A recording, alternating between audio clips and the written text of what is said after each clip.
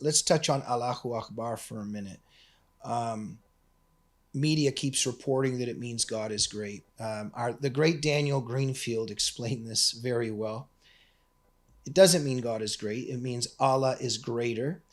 And Daniel has said that if a Muslim is screaming Allahu Akbar and he's entering the cockpit, it's not looking good for people on the plane, right? Yeah, certainly. But just tell us a little bit about Allahu Akbar. It's misrepresented the way that the Western left wants us to think, right? Yeah, God is great is just sort of an unspecific cry of piety of a generalized kind. Mm. It just renders the phrase meaningless, essentially. Just to say God is great while you're killing someone, it doesn't make any sense. And generally, when it's said in media reports, it's only said there because it's unavoidable, and then it plays no part whatsoever in the authorities' efforts to determine the motive and goal of the attacker. But actually, Allahu Akbar sums up the motives and goals of the attacker. Daniel Greenfield is, of course, entirely correct. It means Allah is greater, and what he is greater than is your God or anything you value. Mm. And so Allahu Akbar is a gesture, a declaration of defeat over you. That is, they have defeated you. Allah has defeated your God.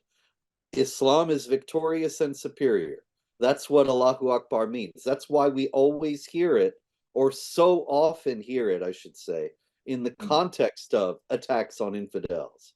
Mm. Muhammad Atta reminded himself in his letter to himself about the 9/11 attacks that was found in his luggage. You may remember on the plane on 9/11, his luggage got flagged as suspicious, but he didn't. So we have his luggage, but he was still able to take the plane into the towers.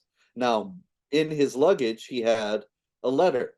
And in the letter, he says, remember to shout Allahu Akbar when you're starting the jihad operation because it strikes terror in the hearts of the enemies of Allah, which is a Quranic imperative based on chapter 8, verse 60, to strike terror in the enemies of Allah. So, and you hear Allahu Akbar being said by jihadis all over the world.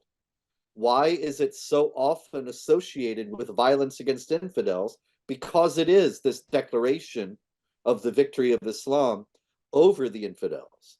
And the attack on the infidels that's at hand is the immediate victory that's being gained. And so the declaration is this is a victory for Allah. And this shows that Islam has won and that Islam is superior.